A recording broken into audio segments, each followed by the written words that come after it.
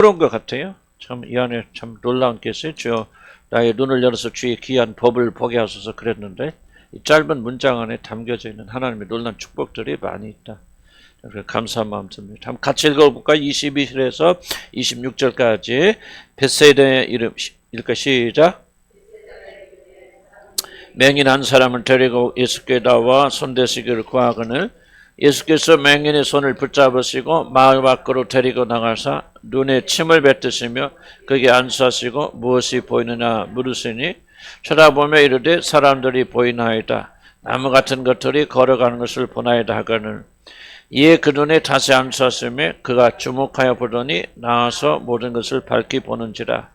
예수께서 그 사람을 집으로 보내시며 이르시되 마을에는 들어가지 말라 하시느니라.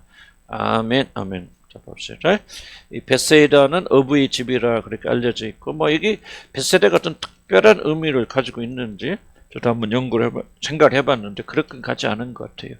이 동네가 어둠이 가득 있다 뭔가 좀 어쨌든 잘 모르겠어요. 근데 어쨌든 벳세다는 빌립과 안드로와 베드로의 고향.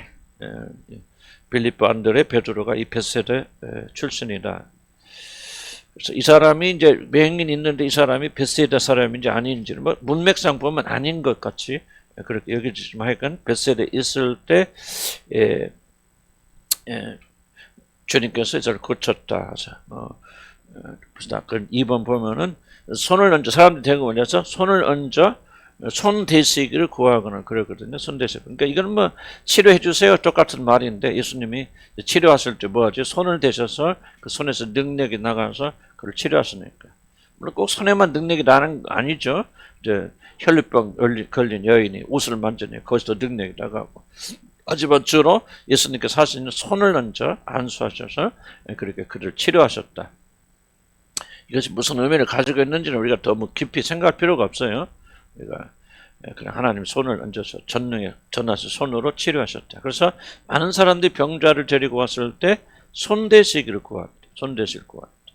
이런 걸 통해서 우리가 이제 더 중요한 의미들을 우리가 조금 생각할 필요가 있는데, 그러니까 이 사람이 이제 볼 때는 예수께 나와서 손대시기를 구하거든. 그러니까 이 사람들이 아파서 나오긴 나왔지만은 1차적인 관심이 뭐죠? 치유에 있죠. 손대시기를 구하잖아요.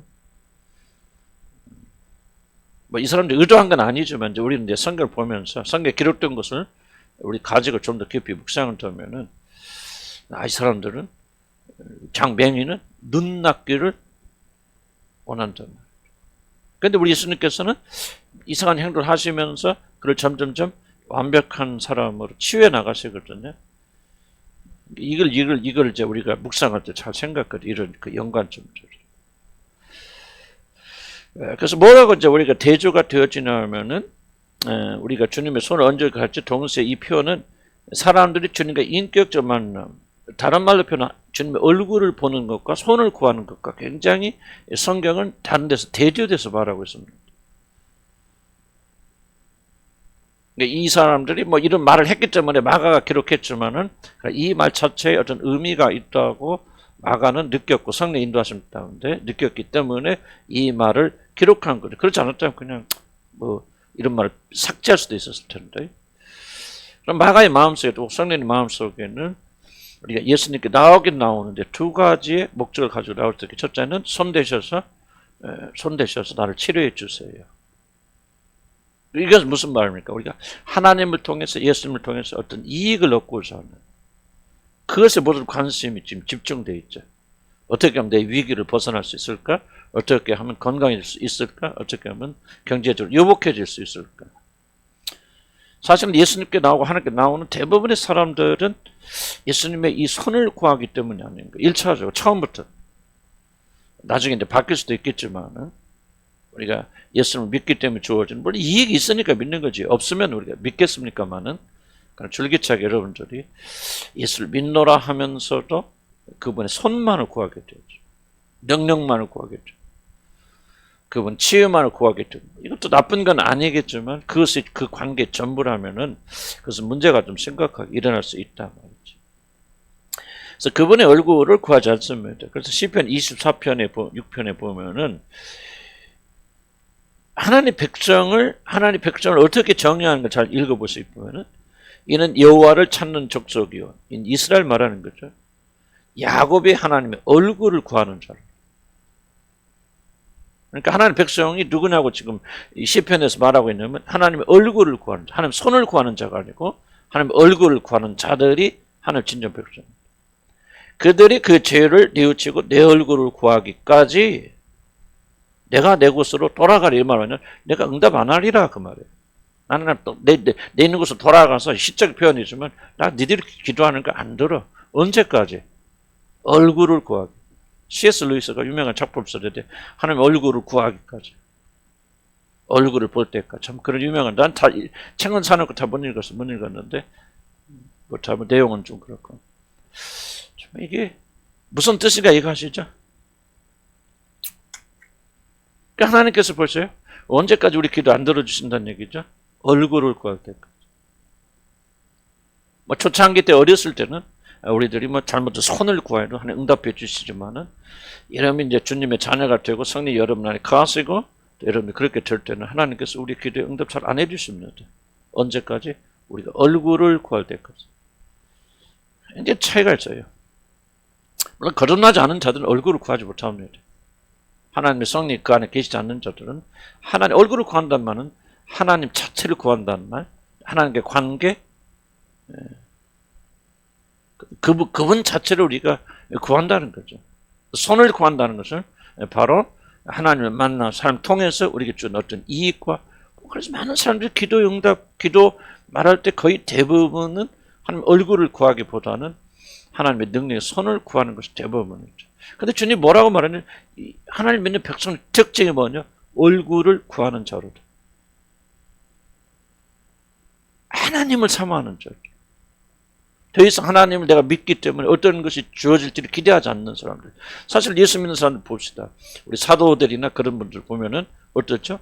하나님을 믿기 때문에 사실 더 어려움을 겪죠. 승승장구하던 바울도 주님을 만난 뒤로부터 핍박받는 자가 되고 결국은 잡혀 승거나 죽지 않습니까? 그 세상 영광을 점점 잃어가는 사람, 그렇지만 그들이 끝까지 하나님 얼굴을 구하자. 하나님만을 구하잖아요. 하나님만을 찾아가잖아요. 그게 이스라엘 백성입니다. 만약 여러분이 하나님의 얼굴을 구하는 것은 별로 관심이 없고 하나님이 응답, 축복해주고 하나님 관심이 있다면은 나는 결코 여러분이 구원받은 하나님의 백성이라고 말할 수가 없어요. 나는 그거는 잘못된 표시입니다. 누구든지 예수 믿고 뭐 누구든지 막 이런 식으로 교회가 얼버무려서 그냥 구원을 그렇게 가볍게 말하는데 성경은 그렇게 말한 적이 없다는 거죠. 비록 우리는 믿음으로 구원받고 은혜로 구원받고 우리 행위는 아무런 소용이 없다 할지라도 믿음으로 구원받은 자들의 특징이 뭐냐? 하나님 얼굴을 구하는 자들. 그러니까 여러분 마가가 성령께서 이 글을 쓰실 때 여러분 이런 전체적 우리가 지금 말하고 있는 전체적인 맥락을 이해함이 없어 이런 글을 이런 말을 하셨다고 생각하십니까? 난 그렇지 않다고 생각해요. 이런 깊은 것들을 성경을 상고하고 묵상하는 자들이 발견하기를 원하는 거죠. 그래서 이런 말을 딱 내놓는 거 아니에요. 그래서 하나님의 손을 구하는 자가 예수께 손대시기를 구하고 참 고민되는 내용이죠, 그죠? 성경은 참 우리로 하여금 씨름하게 만들고 그냥 매일 이거지 뭐 이렇게 넘어가지만 이 안에 이런 깊은 뜻이 있는지 어떡합니까? 성령께서 오직 우리를 이끌어 주시사 만들어 주십니다. 23절에 보면요. 이거는 다 이해하지 못하지만 어쨌든 예수께서 맹인의 손을 붙잡으시고 마을 밖으로 데리고 나가서 자 1차적인 행위는 뭐냐면 그를 마을에서 데리고 나가시는 거죠. 마을에서 치료하시면 되는데 그럼 왜 밖으로 데려가셨을까? 그 원인 중에 하나는 뭐냐? 예수님이 침을 받아 치료해야 되기 때문에 그것을 사람들이 보고 왔을 때 좀 시비 걸 수도 있잖아. 시험에 걸리고. 그래서 밖으로 나가신 것도 있겠지만은 그렇지는 않다. 관찰해 봐야 돼요. 자, 밖으로 데리고 나가서 또는 26절 보면요. 예수께서 그 사람을 집으로 보내시며 이르시되 마을에는 들어가지 말라. 그럼 이거는 단순한 것이 아니네. 나와야 되고 들어가지 말라 그러면 이 사람이 맹인이 된 어떤 병의 원인과 이 마을과는 어떤 관련이 있을 수 있잖아요.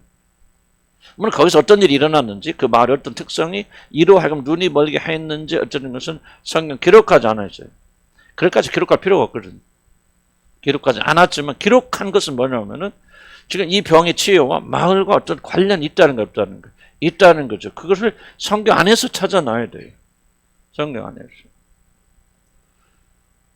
데리고 나오시잖아. 데리고 나오셨는데 뭐 사람들 침뱉하니까 사람들 그랬을까? 그렇다면 거기서 끝나야 돼요. 26절에서 또 나섰는데 집으로는 가되 마을로는 들어가지 말라고 하고 말을 들어가지 못하도록 막으실 수 없다는 거죠. 뭔가 있단 말이에요. 뭔가 있는데 중요한 것은 그것이 무엇인가를 찾으려고 우리 상상력을 동원해서는 안 됩니다. 이게 하나님께서 성경에 말씀하신 부분에서 멈춰야 돼요. 그 이상은 마가가 이야기도 않잖아요. 근데 그 이상을 들어가는 것은 잘못이에요. 우리 상상력은 말씀 안에서 상상력을 동원해요. 뭐 상상력이 아니죠. 관찰이죠. 관찰은 나오잖아. 상식이죠. 아니 데리고 나오셨죠. 그리고 나서 그 마을에 들어가지 말라고 못을 박으셔. 그러면 이 마을과 이 사람의 상처는 눈먼 것은 뭔가 깊은 관련이 있구나 하는 것을 우리는 발견할 수 있죠. 자, 이해가시죠? 그 안에서 끝내야지. 그걸 넘어가서 이 사람은 그 마을에서 무슨 성적인 것이 일어났으면 이건 전부 소설이 소설. 하나님 말하자면 그건 우리는 겸손하게 말씀이 멈춘 것을 멈춰야 돼. 이해가죠? 그게 우리들의 자세입니다. 자, 밑에 보면 원인이 무엇이 됐든지 간에 3번 보면은 이 사람의 병과 관련이 있다. 마을이. 자신의 마을로부터 이 사람 분리시킵니다. 이게 중요한 겁니다. 분리시켜서 치유하시죠. 바로 이 점이 중요합니다. 그리고 그것을 돌아가지 말라고 명하십니다. 완전한 치유를 원한다면 우리는 그 병의 원인이 되는 치유나 환경에서 먼저 나와야 되고 결국 그것으로 다시 돌아와서는 안 됩니다. 그래서 무엇이 됐든지 각자 다르지만 중요한 원리는 하나님부터 치유를 받으려면 여러분이 그 병의 원인이 되는 것으로부터 분리되어 나와야 돼요. 먼저 회개하고 죄를 뉘우치고 죄에서 떠나야 돼요. 그리고 나서 하나님의 치유가 임해야 돼요. 그리고 우리가 치유가 된 사람은 다시는 그 죄로 돌아가면 안 됩니다, 여러분. 여러분들이 왜 완전한 치유를 경험하지 못하고 하나님의 구원을 경험하지 못하느냐? 지금 여기 말하는 이 중요한 원칙을 여러분 지키지 않고 있기 때문에. 그냥 여러분 어려워 힘들어. 그래 어려움에서 건져나면 나도 나 이거 보면서 나도 이런 성향이 있구나. 막 발등에 불이 떨어질 때는 하나님 막 이번에 나를 지켜줘 보여 막 그렇게 해서 문제 해결됐어. 그런데 뭐 회개하잖아. 또 돌아가. 옛날 일 또 해. 그 사람은요. 그 죄에서 빠져나오지 못하고 그 사람은 다음에 하나님이 건져주시면 안 건져주셔요. 여러분 참 생각해보면 나도 내 자신 바라볼 때나 또 여러분들 생각해볼 때 이게 굉장히 중요한 치유의 원리가 이 안에 담겨졌는데 이걸 우리가 무시하기 때문에 여러분의 참된 치유가 일어나지 않습니다. 무엇이 됐든 여러분이 병의 원인이 되는 죄가 철저히 있다면은 없을 수도 있겠지만 있다면은 여러분이 철저하게 그 죄로 회개하고 그 죄에서 먼저 떠나야 돼요. 치유를 먼저 구하면 안 돼요, 여러분들. 예수님 보세요. 치유하지 않잖아요. 데리고 나오잖아요. 병의 원인, 어떤 것이 됐든지 그 마을에도 있으면 안 돼. 여기서부터 문제가 있으니 마을을 데리고 나오시잖아요. 그리고 다시는 그 마을로 돌아가지 마도록 묶잖아요. 그럼 여러분 어떤 병이 됐다, 문제가 됐을 때, 우리가 굽은 것이 있잖아요. 굽은 것을 볼 때, 왜 우리에게 이 굽은 것이 있지? 무엇을 제거하기 위해서 굽은 것이 있지? 이걸 먼저 찾고 회개하고 거기서 나와야 돼요. 그러지 않고 여러분 치유를 바라고 있기 때문에 하나님 치유 역사를 여러분이 주시지 않는 거예요. 하실 수가 없는 거예요. 여러분 마음은 여전히 물질이에요. 사랑이에요. 세상 사랑입니다. 세상의 그 좋아, 세상의 마음이 가있어. 그러면서 여러분이 지금 당하는 곤경 속에서 하나님 건져달라고 하면 그럼 뭐라고 하면 먼저 그 동네에서 먼저 나와. 너 왜 그 죄 안에 있고 마음이 있고 거기 그런데 어두운 것이 있으면서 지금 뭐를 나고 도와달라는 거예요? 뭐를 치료해달라는 거예요? 나와 너. 물론 성령 도와주신 주님 이끌어내시듯이 우리 이끌어내시다 나와서 치유돼서 해결됐어. 그럼 또 언제 그랬냐는 듯이 또 마음 가버리셨네. 이건 치유가 아니라 겁니다. 하나님 모독하는 것이죠. 그래서 하나님께 다시는 돌아가지 말라 주님이. 무슨 말인지 이해가십니까? 여러분이 지금 심각하게 이 부분을 받아들여야 돼요. 눈 먼저 맹 눈뜬 거 하나만 보지 마세요. 그 메시지가 우리에게 오늘 지금 우리에게 오늘 왜냐면 성경 말씀 21세기 우리에게 의미가 없다면 왜 이거 읽고 있습니까? 그 예수님이 죽었다 보냈다 아멘 할렐루야 끝나면 되는 것이지 왜 그렇게 이 성경을 묵상하고 매일 그래야 됩니까? 21세기 오늘에도 성경 살아서 우리에게 말씀하고 있기 때문에 그런가. 그걸 우리가 찾아야 돼. 이게 의무예요. 성령 이끌림 받는 자들 의무 아닙니까? 다시 돌아가면 안 돼요. 돌아가면 또 반복되고 나오기 어려워요. 그 동네에서 나와야 돼요. 세상이 될 거면 나와야 돼요. 죄의 근원에서 나와야 돼요. 그리고 다시 돌아가면 안 돼요. 이게 치유가 봉합되는 겁니다. 얼마나 많은 사람들은 주위에 봅니까? 죽을 병에 걸렸던 살잖아요. 기적배 볼 수 있잖아요. 그런데 뭐요? 다시 건강해지니까 또 죄 짓잖아요. 또 세상을 나가고 그 사람 다시 회개하기 어려워요. 여러분, 이 점을 우리가 하나님의 백성들은요 철저하게 기억해서 해요. 공경에서 나오려고 하지 마세요. 1번이 아니에요. 마을에서 나오세요. 죄의 근원에서 빠져나오세요. 회개하세요. 뉘우치시고. 그래 됐다. 그러면 하나님이 굽은 것을 펴주시잖아요. 때가 되면은. 여러분의 힘으로 여러분의 의지로 굽은 것을 펴려고 발버둥치는 거. 여러분 하나님께서 여러분의 마음속에 뭐가 있는지 모르십니까 여러분? 내가 주님께 기도가 몇 년 안 되나요? 그래요? 하나님이 여러분 속에 무엇이 있는지 알지 못하실 것 같아요? 뻔히 내다보세요. 얼마나 간사하고 간격하고 거짓 가득 찬지 하나님 모르실 것 같아요. 뉘우쳐야 돼. 회개해야 돼요. 진심으로 전심으로 나와야 되죠. 돈이 없을 때는 절절절절 돈만 좀 생기면 뭔 내가 언제 그랬냐. 이게 무슨 하나님께 장난하는 거 아니잖아요. 우리는 여기서 벗어나야 돼. 이 중요한 가르침을 우리가 결코 간과하면 안 됩니다. 무슨 뜻이 이해가죠? 여러분 어떤 것이 지금 그렇게 걸려있는지를 각자 있을 거예요. 입으로만 조절하지 마시고 마음속 깊이 깨달아서 회개하셔서 끊어내야 돼요. 좋아요 여러분들이.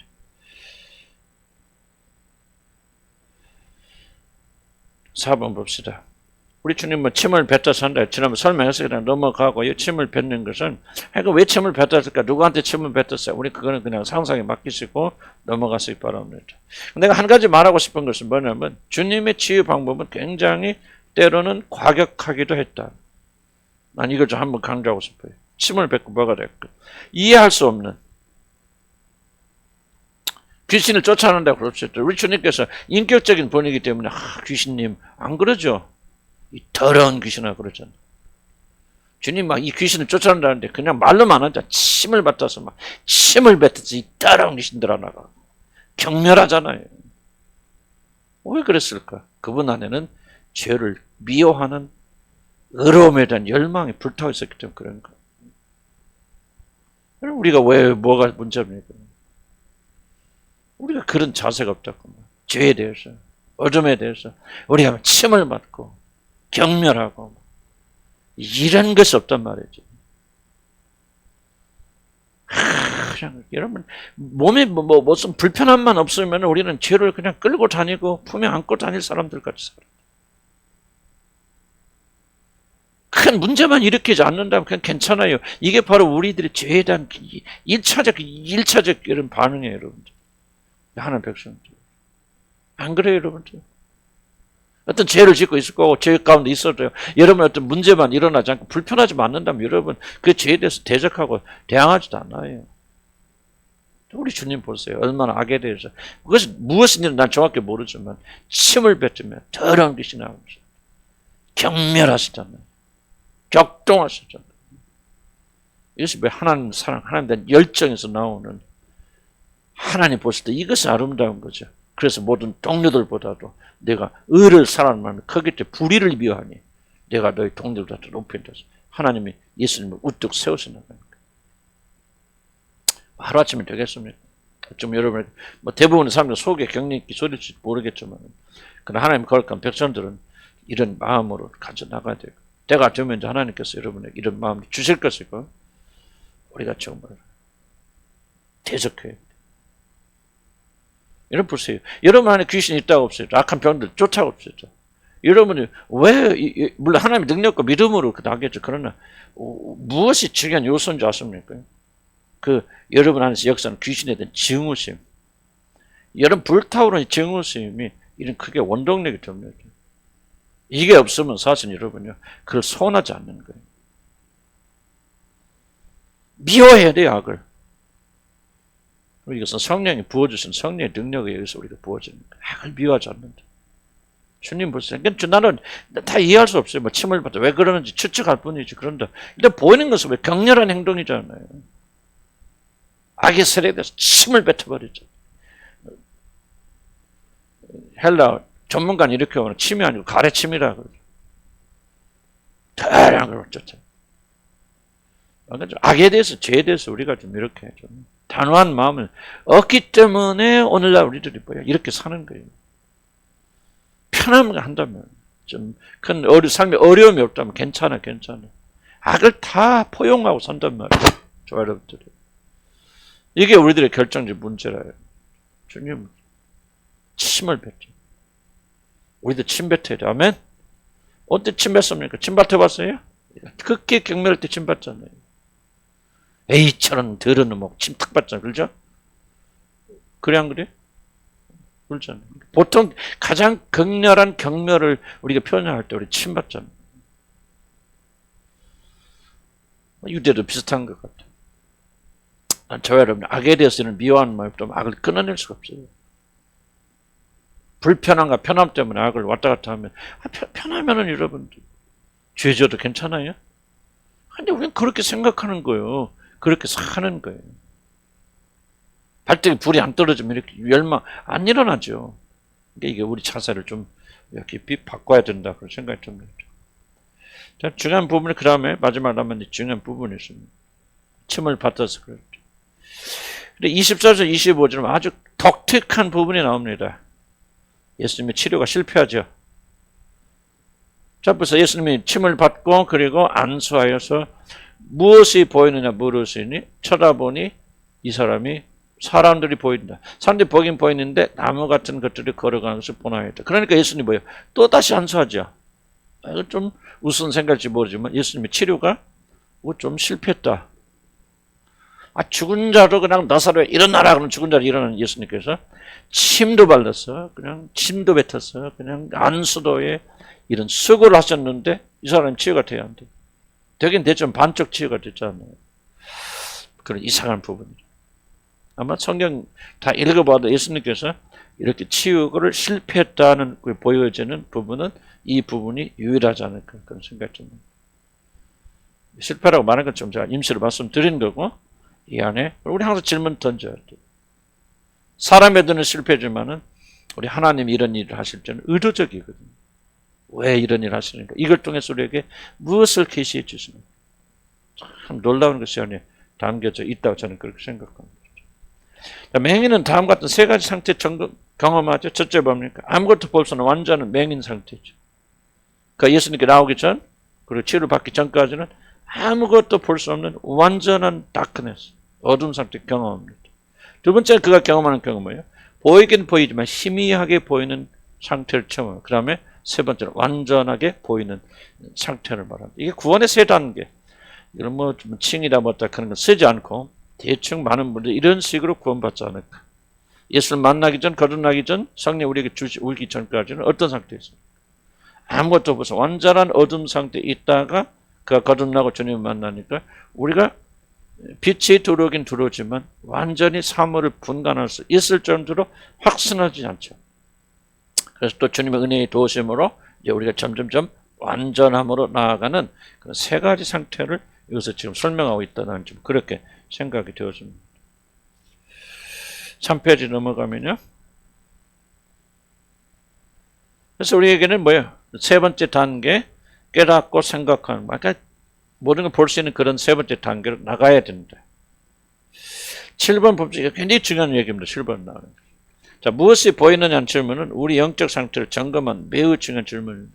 자, 보세요. 이 질문은 무엇이 보이느냐는 질문은 예수님께서 환자의 그 맹인의 치유 상태를 점검하기 위한 질문이에요. 근데 예수님이 질문하실 때는 기억해요. 예수님 몰라서 질문하신 것도 아니고 무엇인가 우리들로 하여금 생각하게 하시기 위해서 질문. 예수님이 던진 질문만 연구해보면 굉장히 놀라운 것들이 많습니다. 항상 뭐 진리는 어디서 나오냐? 예수님이 질문하시고 그리고 우리 생각에 그분이 답변하셔 가는 이 과정을 통해서 주님이 어떤 진리를 우리에게 가르쳐 주시거든요. 그러니까 무엇이 보이느냐는 지금 1차적으로 보면은 이놈이 잘 나섰어 안 나섰어? 완전히 나은 게 아닌가 주님이 체크하고 본인 스스로 체크하는 것도 되지만은 나는 단순한 시력에 대한 이야기는 아니다. 성경은 시력을 좋게 예수 만나면 시력 좋아진다 그런 책이 아니란 말이죠. 영혼에 관계된 것이 영혼의 구원을 이야기하는 것이죠. 그럼 주님의 질문을 뭡니까? 여러분 영적인 눈을 가지고 얼마큼 밝게 보느냐 것이 주님의 질문의 내용이랍니다.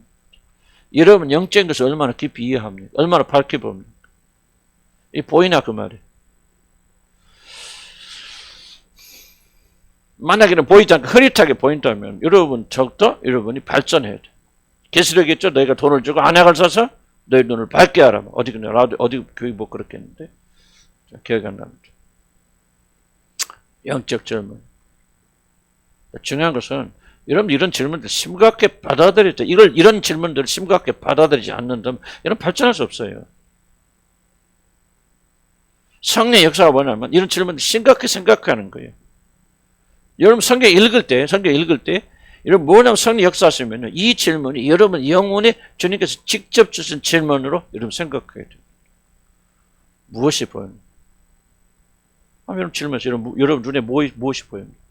눈을 딱 감고 여러분 영의 눈을 열어서 여러분 무엇이 보입니까 여러분들?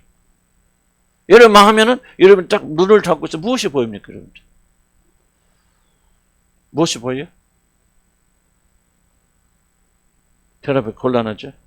어떤 분은 눈 딱 감고 뭐 이건 하나의 상징이지만 마음이 침잠하고 이렇게 여러분 진짜 인격의 눈을 열고 본다면 어떤 분은 무엇이 보일까요? 돈이 보이겠죠. 어떤 분은 건강이 보이겠죠. 무엇이 됐는지 여러분이 섬기고 있고 마음속에 행복이 보일 수도 있겠죠. 뭐가 보일 수도 있겠죠. 주님 질문하는 거예요. 무엇이 보이는가? 여러분 눈에 보이는 것이 여러분이에요. 여러분 영혼이 흔들어요. 저도 이게 굉장히 고민하는 부분이 그거예요. 말씀하고 기도하고 막 그럴듯하죠. 그런데 정말 내가 진심으로 무장해제하고 내 영혼의 눈을 열어서 볼 때 주님이 묻잖아요. 너 무엇이 보이냐? 그럴 때 무엇이 보일까?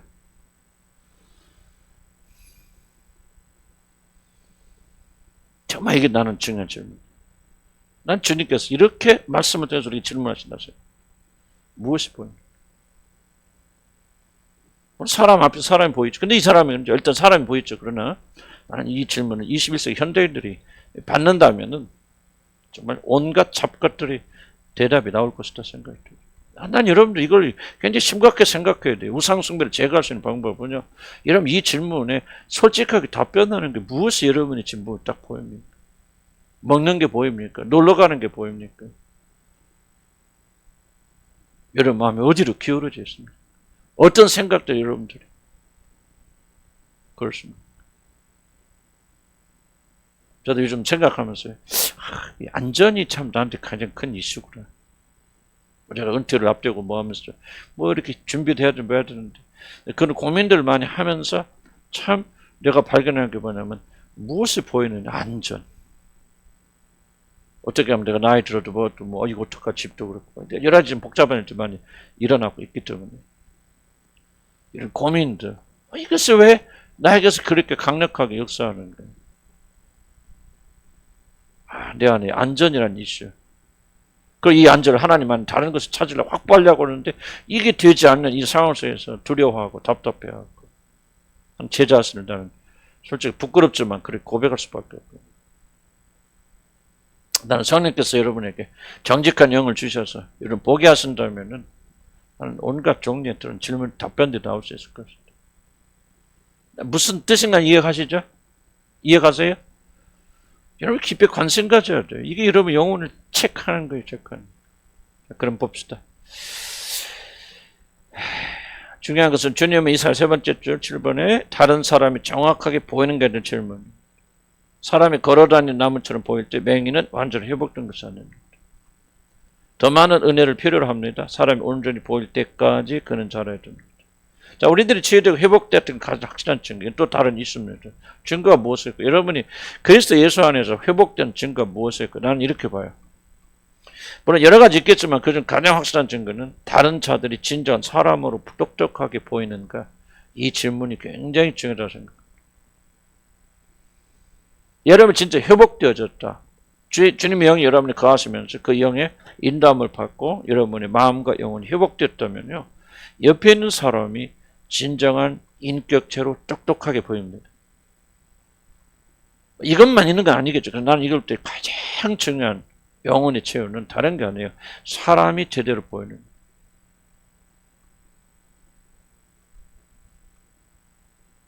나는 이 과정, 내가 치유되는 과정을 통해서, 내가 일차적으로, 여러분들, 내가 목사지만 여러분에 대한 관계가, 여러분, 뭡니까? 예를 들자면, 이 사람들이 잘 되고, 치유되고, 놀라운 좀 변화되지고, 그렇게 되어지면은, 뭐를 입증하는 내 능력, 내가 능력 있다, 힘 있다, 하는 입증되어지는 나의 성공에 대한 하나의 도구로밖에는 그렇게 인식하지 못했습니다. 때가 있었다면 과거에, 지금 그렇지 않죠? 왜 그렇게 생각할까? 내가 병들었기 때문에 그런 겁니다. 영적 맹인이기 때문에. 여러분 남편들 여러분 생각 던져보세요. 여러분 남편은 어떤 사람으로 보입니까? 여러분이 남편이. 하나님 형상을 닮으면 정말 내가 사랑해야 되고 존경해야 되고 복종해야 되고 그런 정한 인격체를 보습니까? 돈을 벌어다 주고 나의 안전을 보장해 주고 하는 그런 어떤 필요한 도구를 여러분 보습니까? 이것은 여러분 영혼의 치유와 가장 밀접하게 관련돼요. 다른 여러 가지 변화가 오지만 가장 핵심적 변화는요, 여러분 누굽니까? 옆에 있는 사람들. 저도 많이 치유들 과정에서 여러분과의 관계가 변화된 가장 근본적 이유는 뭐냐면 그런 문제가 있는 힘이 안 지고 사람이야 귀신이야 예를 들죠. 이거 사람도 아니고 뭣도 아니고 아우 진짜 이런 생각을 가졌던 내가 주님이 은혜를 계속 받으면서 점점 또렷하게 뭐로 보이냐. 물론 모든 사람이 아닐 수도 있겠지만 하나님의 형상을 닮은 고귀한 인격체를 보이시죠. 어느 날부터. 이해가세요? 무슨 뜻인지? 고귀한 사람들이군요. 하나님이 저들 위해서 죽으셨군요. 문제는 여전히 있지만은 그러나 저들은 정말 하나님 형상을 닮은 아름다운 자들이고 고귀한 인격자들이군요. 이게 어느 날부터 내 마음에서 일어나기 때문에 내가 여러분에 대한 자세가 굉장히 많은 변화가 일어나는 거죠. 낙심하고 술 마자. 그렇죠. 옛날 같아, 진짜, 정말, 그래야 이런 사람이 변할 수, 아이고, 이 사람 안 변해. 이건 죽어도 똑같아. 물론, 죽을 때까지 안 변할지 몰라요, 그 사람은. 그렇겠지만 내가 그 사람을 보는 자세를 보면 달라지죠. 달라질 수밖에 없죠. 그래도 하나님, 거듭났다는 전제하에 하나님 귀한 자녀들. 사람의 인격적, 다만 이 사람이 어려움을 겪고 마음에 병이 들어서 그런 것이지. 하고 그 사람을 이해하게 됩니다. 그 사람이 하나의 뚜렷한 인격체를 보입니다. 그러니까 말도 조심하겠죠. 함부로 이래야 저래도 안 하겠죠. 뭔가 달라지겠죠. 나는 이제 내 말 명심하고 잘 들으시기 바랍니다. 저도 이게 무슨 의미인지를 잘 이해를 못했어요. 물론 내가 일방적으로 이렇게 하면 적용할 수 있는 것은 아니에요. 다른 차는 또 다르게 적용할 수도 있겠죠. 그러나 저한테는 주님 이렇게 말씀하신 것이 들렸대요. 이 맹인이 회복되는 거예요. 흐뭇하게 보이는 거 아니에요. 사람들이 똑똑하게 보여야 된단 말이에요. 아까도 이제 참된 신앙은 뭐예요? 하나님 손이 아니라 하나님 얼굴이 보일 때까지 그를 찾는 거예요. 이해가세요? 이거 알죠? 하나님 얼굴을 구해서 하나님 나 돈 필요 없어요. 건강 필요 없어요. 행복하지 나 가정 행복 원치 않아요. 난 당신 나의 모든 것이 되기를 원하면 이게 바로 하나님 얼굴을 구하는 거 아니에요?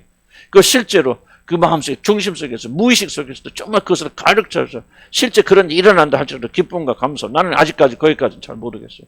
많은 그런 기도를 하지만 이 모든 것이 정확하게 들어가게 됐을 때 우리가 하나님 얼굴을 구하는 자들이라네. 그럼 하나님과 우리의 관계에서 그렇고 우리가 사람과의 관계, 세상과의 관계 속에서 우리가 변화되고 치료했던 가장 확실한 증거가 무엇입니까? 도대체 무엇이 변화되고 있고 무엇이 변화되었습니까? 내 앞에 있는 남편이 뭐냐 말이에요. 전에는 뭐로 보이지? 사람은 사람이죠. 그러나 돈을 벌어다주는 기계, 나만을 이렇게 사랑해주고 뭐 해주고 하여튼 뭔가 나의 행복과 나의 안전을 위한 보조적 하나의 수단으로 보여왔단 말이에요. 걸어다니는 걸어주면 희미하게 보이나이다. 그런데 어느 날 내가 은혜를 받기 시작하면서 이 사람도 하나님이 사랑하는 사람이고 하나님의 형상으로 지음받는 고귀한 존재구나. 그런 엉망진창인 행동이 지금도 있을 수 있지만 그러나 여러분 마음속에서 그런 마음이 들어갈 수 있잖아요. 무슨 말인지 이해는 가요? 여러분 삶 속에서 그런 일들이 조금씩 일어나고 있어요? 일어나고 있다는 거예요.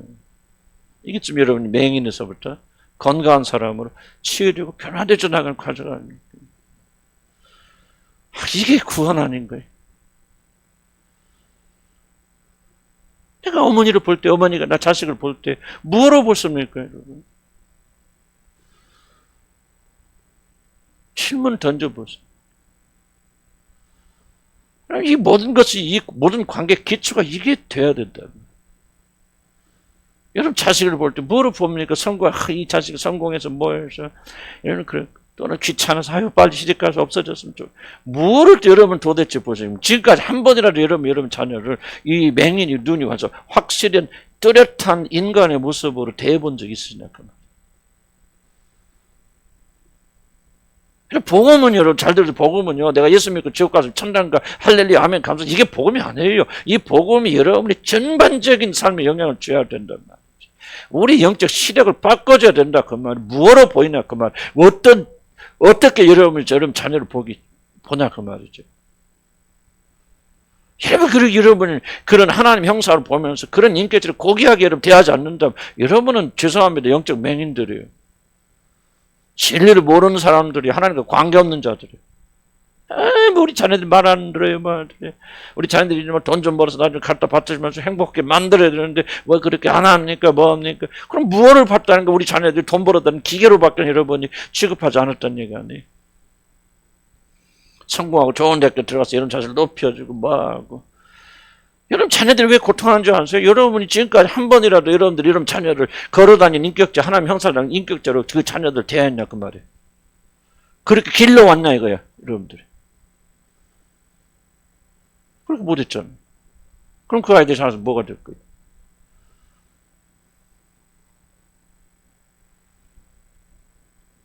우리가 복음은요 우리가 이런 잘한 자가 됐잖아요.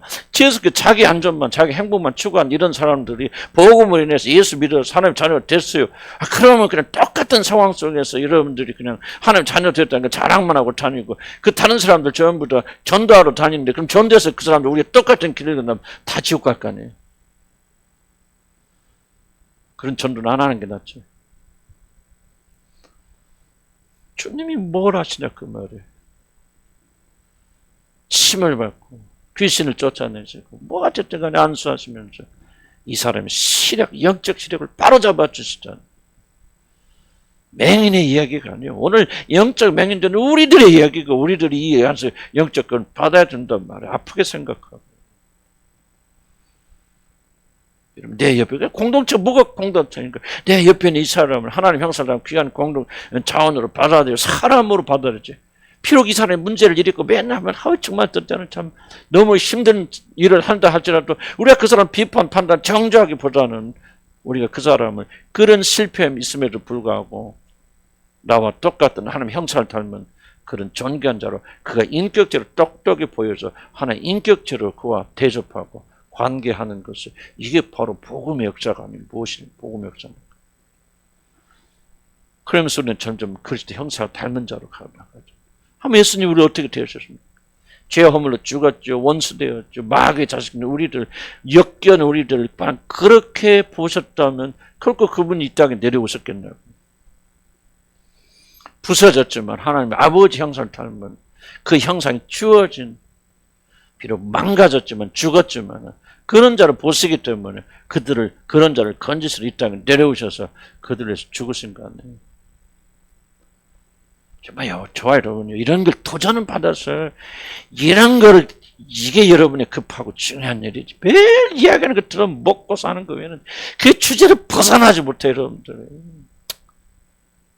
이게 답답하단 말이야. 남편이 어떻고, 뭐가 어떻고, 사업이 어떻고, 돈이 어떻고, 그냥 매일 그 주제가 거기서 무너졌으면 어찌 우리가 하나의 백성들이라고 말할 수 있냐, 그 말이에요. 먼저 그 나라 그 일을 구하고 말이야. 정말 이게 치유받아서 사람이 사람을 보이고, 여러분 내 자녀를 바라보는 눈이 확 바뀌어져야 할 거 아니에요. 언제까지나 그렇게 말이지. 여러분의 수준에 맞으면 조금 언제까지 그렇게 사나 그 말이지. 우리 달라져야 될 거 아니에요. 이미 달라졌으니까.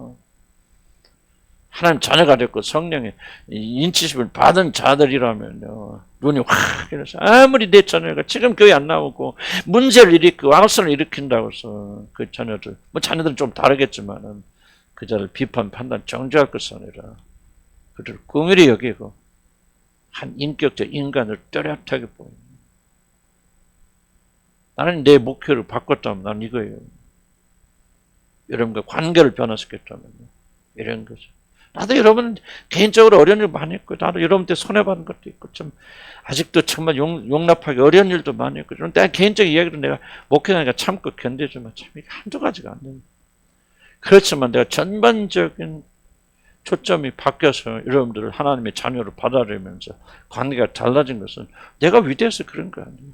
주님께서 내게 안수하시고 나의 더러운 모든 세력을 내가 쫓으시고 안수하시고 한 번에 한다니까 또 안수하시고 또 안수하시고 또 이미 명예는 2번 했겠지만 여러분 지금 수십 번 하셨을 거 아니에요. 하나님께서. 그 결과가 안 됩니다. 난 이게 믿음이라 그런 생각이 듭니다. 아멘. 그래서 마지막 결론 볼까요? 두 번째 단락 봅시다. 마지막 밑에 두 번째. 이것은 매우 중요한 내용이다. 우리들의 믿음이 참된 것이란 증명은 놀랍게도 인간관계에서 드러납니다. 인간관계가 바로 우리들의 신앙 영성입니다. 자신이 상대하는 사람이 어떤 존재로 보이느냐가 사실 자신의 영성의 가장 중요한 특성. 난 단호하게 말씀드릴게요. 내가 왜 우리 그 결혼에 이렇게 참 어려운 형편에서부터 이런 축복이 임하게 되느냐. 그 중에 여러 가지 있겠죠. 그 중에 하나 핵심적인 기둥이 있다면 내가 아내에 대한 이해를 바꿨습니다. 난 전에는 뭡니까? 아내를 바꾸려고 발버둥을 쳤어요. 아내를 내가 편안한 식으로 조정하려고 발버둥을 쳤어요. 그렇지만 그 이해는 똑같죠.